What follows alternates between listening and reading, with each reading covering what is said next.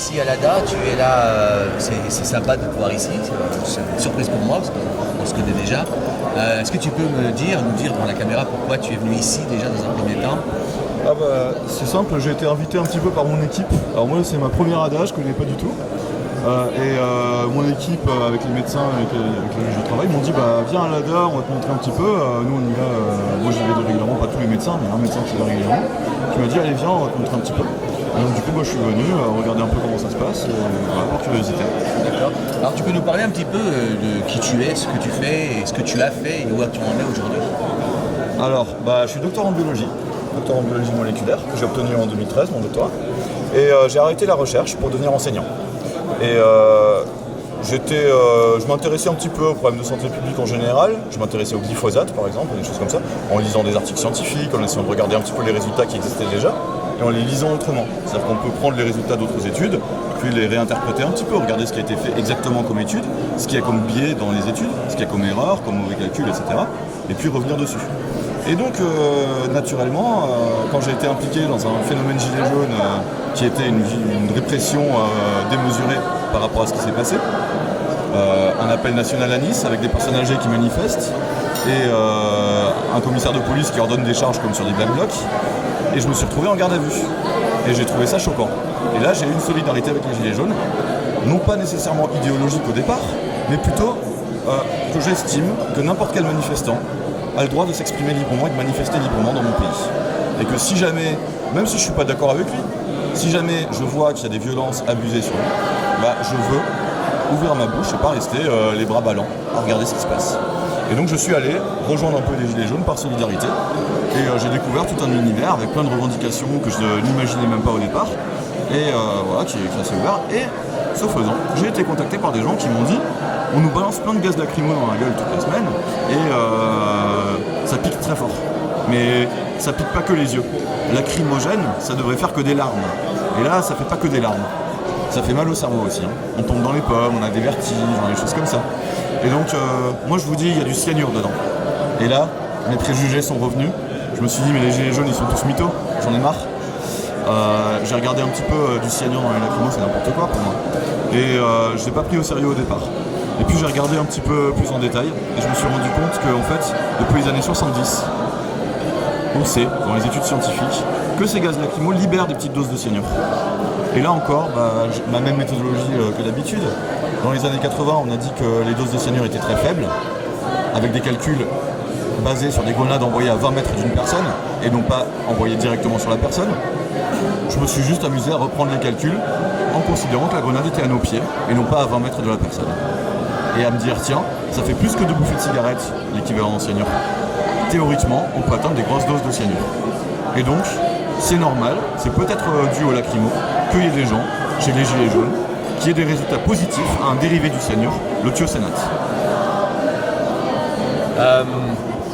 Je me souviens, on a eu une discussion sur ce fameux cyanure qui avait été supposé dispersé dans la nature. Mais on sait aussi que s'il est dans un endroit confiné, il a encore beaucoup plus de risques. Est-ce que tu peux nous en parler de ça? Alors je te reprends sur un petit lapsus, c'est pas du cyanure, c'est du gaz lacrymogène. Et ce gaz lacrymogène, effectivement, libère du cyanure dans l'organisme. Et s'il est en milieu confiné, si on l'utilise en milieu confiné, on va avoir une moins bonne répartition du nuage de gaz. Le nuage de gaz va se retrouver coincé dans un petit espace. Et donc, la concentration en milligrammes par mètre cube, on raisonne comme ça, 1 milligramme par unité de volume, va être beaucoup plus élevé en milieu confiné et atteindre des niveaux qui peuvent causer la mort. Et c'est par exemple le cas lorsqu'on a utilisé cette arme chimique dans la guerre du Vietnam, c'était la même. On a tué les Viet Cong qui étaient dans les tunnels, etc. Alors, on leur balançait des grenades et ils mouraient massivement. Il y avait des œdèmes pulmonaires, c'était des effets directs irritants. Puis il y avait d'autres causes de mortalité, mais qui n'ont jamais été vraiment fait l'objet d'une autopsie détaillée. Par contre, en modèle animal, on a fait des études en milieu confiné. On a regardé quelle dose tuait un chien, par exemple. Et la dose qui tue un chien, on l'a écrite sur un papier. Et puis ensuite, on s'est dit, et si je rajoute un antidote contre le cyanure, qu'est-ce qui se passe? Si on ajoute un antidote contre le cyanure, le chien, il survit. Donc on sait que les gilets jaunes sont exposés depuis plusieurs semaines au gaz lacrymogène, ils se prennent des fortes doses. mais on peut aussi penser à ceux qui les balancent, donc les policiers et les gendarmes, qui eux sont quasiment tous les jours, on peut dire ça quelque part, et avoir une sacrée répercussion sur leur santé et sur leur vie future. Bon, même dans 5 ans, on ne sait même pas s'ils seront encore là. Est-ce que tu peux nous en parler? Je n'irai pas jusqu'à dire qu'ils vont tous mourir dans 5 ans, hein, c'est peut-être un peu exagéré, mais je vais vous donner des éléments factuels. Premièrement, il y a une publication très récente qui est sortie, je crois que c'est 2016 à peu près, d'un médecin qui parle d'un policier dans un centre d'entraînement de police qui a réceptionné un stock de gaz lacrymo et il y a une grenade qui fuyait légèrement. La personne ne ressentait pas d'effet sur la peau, d'irritation ou ne pleurait pas. Donc du coup c'était une très faible dose qu'il y avait mais en milieu confiné. Et au bout de 3 jours, elle a commencé à tomber dans les pommes, à avoir des tas de vertiges tout le temps, à perdre du poids, à avoir des problèmes un peu bizarres comme ça, qui sont des problèmes généralement liés à des intox au cyanure. Et donc le médecin il a publié cette information, il a publié que ce gaz lacrymogène peut se transformer en cyanure, mais il ne sait pas s'il y a vraiment un lien, il n'a pas osé le dire, mais en tout cas il a fait une publication en ce sens, en disant qu'il y avait un policier qui avait eu ces problèmes de santé. Également chez les forces de l'ordre, il y a un problème en France, c'est que un rapport européen du STOA a indiqué que les gendarmes ne tiennent pas de registre de l'utilisation des gaz lacrymogènes et des accidents d'utilisation des gaz lacrymogènes. De ce fait, ils disent qu'il n'y a jamais eu d'accident, mais c'est uniquement parce qu'en fait, ils n'ont jamais tenu un registre des accidents qui ont eu lieu. Donc ça, c'est pas moi qui le dis, ne me mettez pas en prison s'il vous plaît, c'est Steve Wright qui le dit dans un rapport du Parlement européen, du STOA. Donc ça c'est une information supplémentaire, mais je pense que je vais sortir de la France parce que les policiers français n'aiment pas trop s'exprimer. Alors que quand je les vois en civil, ils m'en parlent un petit peu, à chaque fois que je vois un policier en civil, ça lui arrive de me dire que ça lui fait des effets. Par contre, quand je les vois en uniforme, jamais ils n'ont d'effet du gaz lacrymogène, ils sont résistants. Par contre, si je vais aux États-Unis et que je pense aux entraînements c'est Mask Confidential Training, c'est ceux qui vont tous les 2 mois s'entraîner à être exposés en chambre à gaz. Il y a des rapports d'un certain scientifique qui s'appelle Hout, qui a étudié les effets sur les poumons de ces soldats, donc ce sont des gros effets sur les poumons. Hein. Mais ils ont surtout, dans cette étude, j'ai remarqué un détail qui m'a troublé. Je vous dis la phrase, alors je sais pas, je paraphrase un peu, je ne sais plus la citation exacte, mais en gros il dit 2 heures après avoir été dans cette chambre à gaz, 2 soldats américains sont décédés d'un infarctus. Aucun lien avec le gaz n'a pu être établi. On rappelle quelque chose. Bien sûr, on ne peut pas non plus ignorer l'actualité qui te concerne, évidemment. On a suivi ça sur les réseaux sociaux. Apparemment, tu as quelques problèmes, peut-être parce que tu divulgues des choses qui font un petit peu grincer les oreilles pour certains. Tu peux nous en parler? Est-ce que tu peux vraiment en parler ou pas? On a vu qu'on t'avait mis en garde à vue, etc. Ce serait intéressant que tu puisses nous en parler toi-même au lieu que ce soit d'autres qui le rapportent. Donc je te laisse la parole. Oui, alors je me suis déjà beaucoup exprimé à ce sujet. Je choisis de ne pas interpréter les choses, mais d'être uniquement factuel, parce que honnêtement, je doute, je ne sais pas. J'ai été mis en garde à vue sur un motif, j'étais passant. Je passais à côté d'une action où il y avait certains gilets jaunes, mais aussi des gens que je ne connaissais pas très bien, ou pas du tout, mais j'en connaissais certains de vue. Je suis passé à côté d'une action qu'ils ont faite, qu'ils avaient programmée je ne sais pas quand, et qui consistait à envoyer du lave-vitre bio mélangé à du charbon sur les vitres de la Société Générale. Leur idée était que si jamais on leur faisait des poursuites, ils pourraient ridiculiser tout le monde en disant que c'est du lave-vitre. Et effectivement, ce qui devait arriver arriva, ils se sont fait mettre en garde à vue.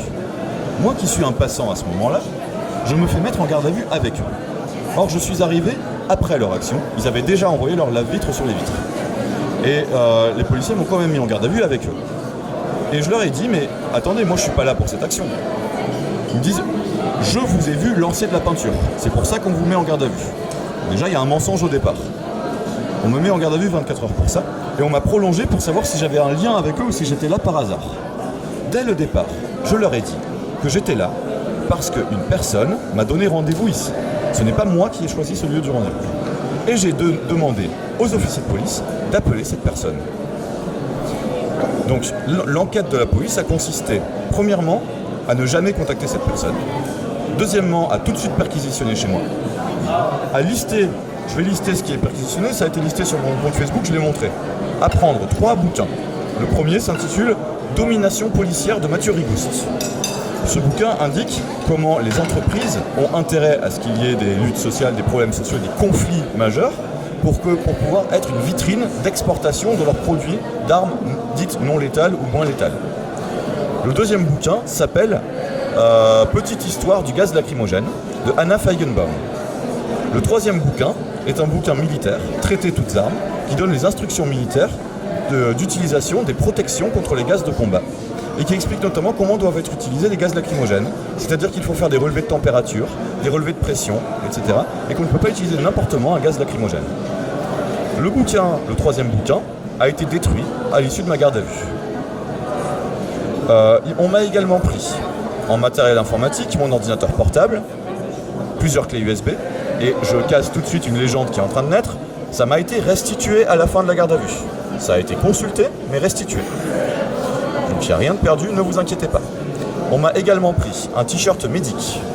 On m'a également pris des grenades vides. Au moment de les prendre, l'officier de police m'a dit « Vous savez que vous risquez 3 ans de prison avec des armes de guerre à la maison ?» Je lui ai répondu « Ah, ce sont donc des armes de guerre. » Ensuite, et en plus elles étaient vides, donc bon. Et ensuite, qu'est-ce qu'on m'avait pris d'autre? Un sac à dos, une écharpe noire et des gants noirs. On a perquisitionné ma voiture également, on a pris un gilet jaune. Voilà. Le gilet jaune a été détruit, le t-shirt médic a été détruit, les lunettes de plongée, j'ai oublié ça, ont été détruites. Un livre a été détruit et le reste m'a été restitué. Donc voilà ce qui a fait l'enquête pour à la fin me dire classement sans suite. D'accord. Tu viens de nous exposer sur ces belles paroles que donc perquisitionné, on t'a détruit un livre, on t'a détruit un gilet jaune. On aurait même pu te supprimer ton cric et ta manivelle de la voiture. Hein. Et j'ai envie de me poser une question, déjà 2 questions. Pourquoi on t'a détruit un livre et détruit ton gilet jaune, etc. Et quelque part, quand on dit oui, les gilets jaunes, ils sont dans une psychose. Qui est vraiment dans la psychose quand j'entends ce que tu me dis? Est-ce que tu peux nous en parler de ça? Oui, alors moi j'ai demandé à l'officier de police, mais pourquoi vous détruisez mon livre? Parce que le reste, je m'en foutais, hein. Le gilet jaune ça coûte pas très cher, je m'en serais racheté un, et j'avais envie de sortir. Hein. Et quand il m'a dit qu'il allait détruire mon livre, ça m'a un peu choqué. Et il m'a dit, ça fait partie de votre équipement, monsieur. Voilà, c'est sa réponse. Et moi, avec tout ça, je préfère poser les éléments sur la table, être factuel, et ne pas être paranoïaque, ne pas déclencher de psychose. Et je me dis qu'effectivement, sur mon cas, je ne sais pas ce qui se passe, mais sur la paranoïa, je pense qu'il y a eu une paranoïa autre que j'ai envie de signaler et que je trouve très importante, c'est la paranoïa sur ce groupe qui s'est fait mettre en garde à vue avec moi. Parce que j'en parle pas assez. Eux, qu'est-ce qui leur arrive à eux? C'est des gens, j'ai appris ça en étant en cellule avec eux, qui se sont réunis, qui sont tous militants de différents horizons, et qui voulaient faire une action contre la société générale, pour dénoncer des choses de la société générale. Je sais même pas exactement quoi, j'ai pas très bien compris. Je vous invite à regarder les sites d'attaque et de Extinction Rébellion, je crois qu'ils en reparlent derrière, mais c'est leur truc. En tout cas, ils voulaient faire une action contre eux, et ils ont dit on va faire un truc biodégradable, on va faire attention, on va faire ci, on va faire ça, et ils ont choisi un mode d'action. D'aller en ville, au centre-ville, là où je passais par hasard, et d'envoyer du lave-vitre bio sur une vitre. Et ensuite de tracter, de donner de l'information aux gens. Et pour ça, ces gens-là se sont fait mettre également 48 heures en garde à vue avec perquisition. Et là, je vais en venir à une chose. Je trouve que des autorités qui s'inquiètent à ce point-là d'une action que j'ai vu faire des tas de fois partout dans mon histoire, j'ai déjà vu des actions comme ça très souvent. Pour moi, ça relève d'une certaine paranoïa, mais pas d'une paranoïa de la part des manifestants, d'une paranoïa gouvernementale contre ses citoyens. C'est quand même... l'officier de police m'a dit lors de mon interrogatoire, oui mais là ils ont balancé du lave-vitre, mais ils auraient pu balancer de l'acide. Voilà, ça pour moi ça relève de la paranoïa. Donc effectivement il y a une forme de paranoïa dans le système judiciaire français qui entraîne des situations ubuesques. Et il est grand temps qu'on revienne à un peu de raison là. Et je pense qu'il est important de souligner ça, parce que ce qui m'étonne le plus, c'est qu'il y a une procédure judiciaire en cours. C'est-à-dire qu'il va y avoir un procès par rapport à ça. Donc effectivement, il y a de l'argent qui est en jeu. La partie adverse a fait établir un devis à 10 000 euros ou 12 000 euros pour un nettoyage et un remplacement de protection UV ou je sais pas quoi. J'ai été étonné en sortant de garde à vue parce que l'officier de police me l'a dit, hein, vous savez, ces gens-là, ils ont fait ça. J'ai dit mais ça me paraît quand même très cher pour un nettoyage, 6 000 € le nettoyage monsieur. Et je ne sais pas, je pense qu'il serait intéressant de demander des éclaircissements sur comment le devis a été effectué et comment cette procédure a été faite. On aimerait bien aussi que tu nous parles un petit peu de toi. Ton côté militant, tu nous en as parlé, ce que tu as fait, ce que tu as découvert. Maintenant, toi, d'où tu viens, ce que tu as étudié, qui tu es dans cette société. Parce que voilà, on a quand même l'impression que tu n'es pas n'importe qui, entre guillemets. Tu es aussi lambda, bien sûr. On ne va pas en train de mettre les gens sur un piédestal, c'est loin de là. Mais tu as quand même une part dans cette société et c'est quand même sympa qu'on puisse savoir qui tu es. Oui d'accord, alors je vais parler un peu plus de moi. Déjà pour assumer totalement est-ce que je suis militant ou pas, moi j'ai jamais adhéré à un syndicat, un truc comme ça. J'ai adhéré rapidement à un syndicat quand je me suis retrouvé dans l'affaire Leguet, mis en garde à vue pour moi qui était totalement arbitraire. Et du coup à ce moment-là, j'ai eu un peu peur. J'ai adhéré à un syndicat sur les conseils de mes collègues, etc. Mais avant ça, j'avais jamais été adhérent d'un syndicat.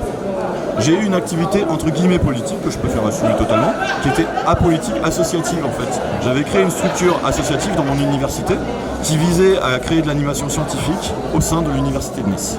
Donc j'ai fait venir des conférenciers sur des conférences scientifiques et des choses comme ça. Donc j'étais assez intégré dans la société à ce niveau-là. Et malgré mon look un peu spécial, mon look c'est parce que j'aime bien un certain style de musique, du métal extrême, et j'organise des concerts dans ce style-là. Donc il y a une salle de concert où j'organise des concerts tous les 2 mois à peu près. Je fais vivre un peu la vie culturelle dans ma ville. Je suis également assez impliqué dans mon établissement scolaire parce que du coup j'ai arrêté la recherche, comme je vous l'ai dit. Avant d'arrêter la recherche, j'ai fait des publications scientifiques dans un journal. J'ai publié dans le Journal of Neuroscience, j'ai publié dans PLOS ONE, j'ai publié dans Genesis, qui sont des journaux scientifiques assez connus. J'ai ensuite décidé donc de continuer à lire de la recherche, mais sans en faire directement dans le laboratoire, mais en lisant un petit peu, et en parallèle d'être enseignant. Mais j'aime bien enseigner, ça me plaît, c'est une passion que j'ai aussi. Et du coup, quand j'enseigne, j'ai été chargé de mission au CLEMI, au Centre de liaison d'éducation aux médias et à l'information, et j'étais spécialiste fake news de l'Académie de Nice. J'ai donné des conférences, j'ai été envoyé en Tunisie pour installer des web radios dans les établissements scolaires. J'ai installé des web radios dans différents établissements scolaires du bassin. Donc je suis assez impliqué à ce niveau-là. Et dans mon établissement, je suis le seul enseignant qui est membre de la maison des lycéens et qui s'implique dans la vie de la maison des lycéens pour que les lycéens aient un lieu, un foyer en quelque sorte, qui les incite à rester, à s'amuser, à rester dans l'enceinte du lycée, dans un endroit sécurisé, plutôt que de traîner dehors. Ensuite, je ne peux pas m'empêcher de rebondir sur une chose. Tout à l'heure, tu parlais du chien qui avait été exposé et que donc on a créé un antidote et qu'il a survécu. Ça le permet de vivre. Maintenant, à notre échelle, nous, humains, gilets jaunes, qui sont aussi persécutés par ces gaz, ce serait intéressant, toi qui connais le sujet, parce que tu l'as étudié, et tu l'as décortiqué, tu as vu des choses, que tu aurais des conseils à donner à tous les gens qui t'entendent, de pouvoir se préserver, de pouvoir se soigner, de pouvoir se protéger. Ça serait intéressant, toi, dans ton regard de médecin, de professeur. Alors, je ne suis pas médecin, attention, je suis docteur en biologie, mais docteur, c'est un doctorat, c'est un titre de diplôme.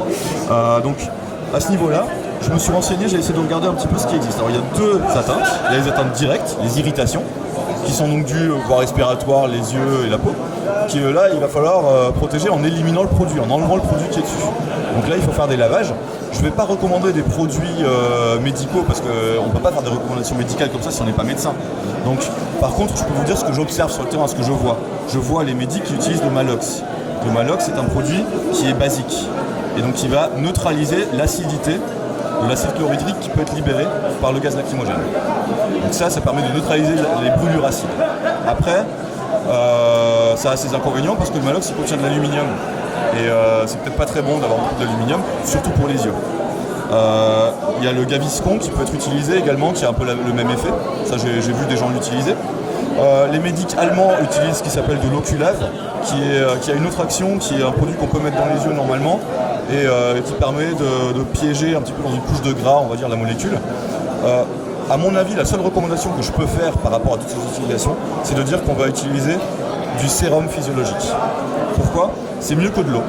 Normalement, un lavage à l'eau devrait suffire, on lave, on rince abondamment, mais le sérum physiologique a l'avantage de contenir des sels, et les sels sont hypertoniques, donc ils tirent les molécules vers eux. Donc vont attirer la molécule à eux et non pas enfoncer les molécules dans l'organisme. Donc c'est avantageux pour les sortir de la peau et pour pouvoir les rincer plus facilement. Donc à mon avis, les rinçages au sérum physiologique, c'est la seule chose que je peux vraiment bien recommander, outre les choses, vous savez ce que font les médics à côté. Voilà. Donc ça c'est pour les protections des effets irritants. Maintenant il y a un deuxième effet, c'est le cyanure. Et là, le cyanure, il faut le bloquer. Et pour le bloquer, on va utiliser du soufre. Le cyanure est transformé en thiocyanate, SCN, lorsqu'on lui rajoute du soufre. Donc il faut avoir du soufre dans l'organisme. Mais le cyanure fixe aussi le cobalt. Donc on peut rajouter tout ce qui est soufré, cobaltique ou autres éléments qui permettent de lier le cyanure.